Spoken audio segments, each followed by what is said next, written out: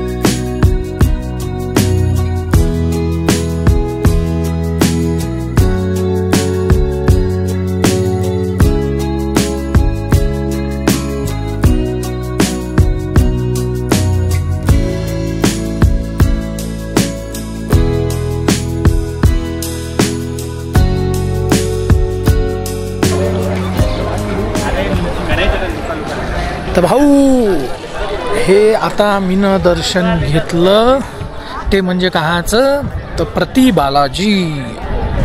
म्हणजे पुण्यापासून 40 किलोमीटर अंतरावर आहे. एक नंबर मंदिर आहे ना बा. तरी काही कॅमेरे अलाउड नव्हते, पण एक नंबर मंदिर आणि एक नंबर स्वच्छता भाऊ. आपल्याला तर लय आवडलं. 40 किलोमीटर अंतरावर आहे. नारायणगाव जवळ आहे ते, केतकवळे. तठी आलं की झालं. सातारा रोडनं यावं लागते. 40 किलोमीटर अंतरावर आहे. चला पुढे जाणं आहे.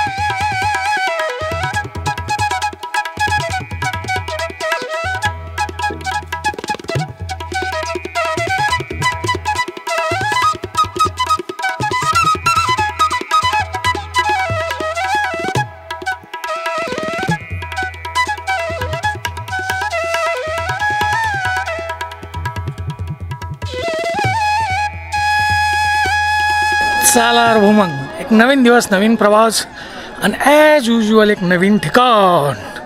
ठिकाण म्हणजे कोणतं आहे? एवढ्या पायऱ्याची शॉट तुम्ही पाहिलेच. 300 पायऱ्या चढलो, थकलो. ते ठिकाण म्हणजे आपल्या जेजुरीच्या खंडेरायाचं. ये देखो, आहे की नाही? जेजुरी गडावर येलाय मी. चला पुढचं मंदिरात जर शूटिंग अलाउड असेल तर ते दाखवतो, आहे की नाही? येळकोट येळकोट, जय मल्हार, चलो.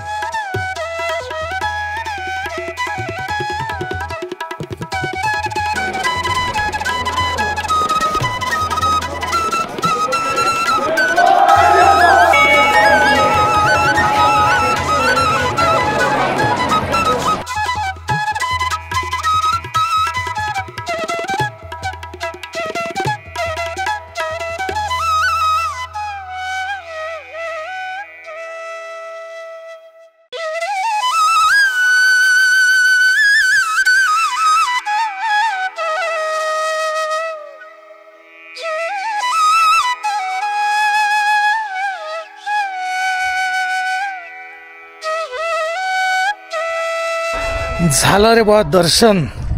म्हणजे गडावर गेल्यावर गळ असं वाटलं एकदम की म्हणजे पिवळ्या सोन्याचंच गाव आहे हे. म्हणजे हैदीनं अठी आंघोळ घातल्या जाते आहे की नाही. अन लोकांची भक्ती आपल्या खंडेरायावर त्या भक्तीच्या नदीत वाहून निघते असा गड आहे भाऊ. क्या बात आहे.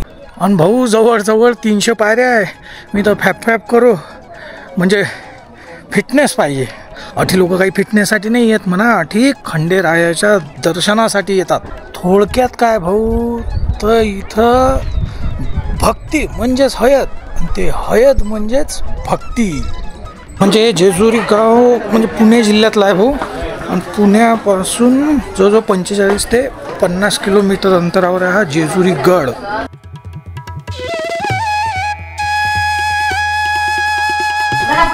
मार्गशीर्ष पौर्णिमा, चंपाष्टमी, सोमवारी समजा तब्बून गर्दी असते. लाखो लोक येतात बाबू. हो. आणि हळद वाहतात, पिवळा धम करून टाकतात परिसर पुरा. हो. मंदिरात आहे की नाही खंडोबाचा तो पिवळा घोडा आहे भाऊ. त्याला खूप मान आहे, म्हणजे श्रद्धेनं पूजतात लोक.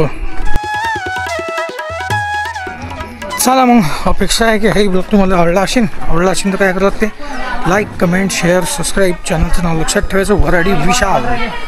आपण भेटू पुढच्या ब्लॉगमध्ये. भाऊ ब्लॉग येतच राहतील, काहून की ज्ञानेश्वर माऊलीनं म्हणेलं आहे ना, हो अवघे विश्वची माझे घर आहे की नाही. येळकोट येळकोट, जय मल्हार.